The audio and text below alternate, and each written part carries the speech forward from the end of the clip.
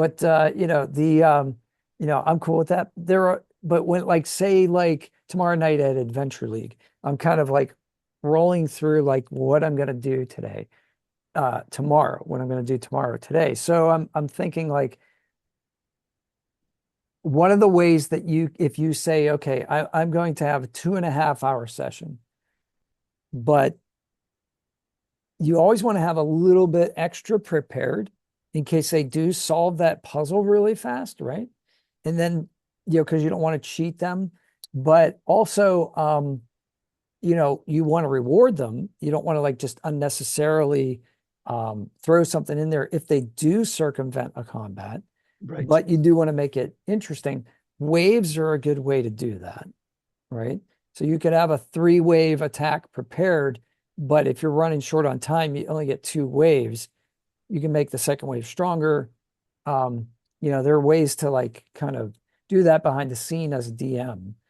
And you know, I'm running like basically like a Halloween party, so and an escape room. So that's what I'm thinking. It's going to be like you show up at this Halloween party, but somehow you get like trapdoored or interdimensionally like sent into this escape room you have to get out of.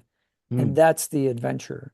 And then I was thinking about a flashback in there with like if somebody wants to tell me an epic like combat that they had, we could run that. But I'm not sure how I'm going to put that in there. Um, so it could be 2 or 3 things. But what I'll do is I'll do the social combat or the social aspect first, which is you're at the party, right? At the tavern.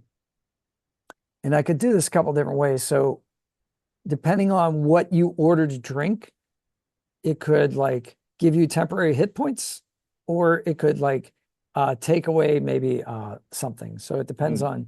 I like throwing a random element of that in there without the players knowing it. So if they're like, yeah, I want to have an energy drink. Okay, great. Like you get 4 temporary hit points. But you're gonna like quaff 3 ales. Okay, you're gonna make a Constitution saving throw. Um, but but yeah, so I'll do that and then do the escape room, which will be like a couple puzzles in a row. And then when they get back to the room again, I think then I'll have like some of the masquerading creatures become monsters and they can fight. They can have a bar fight. And then I think so those 3 things should do 2.5 hours, I think.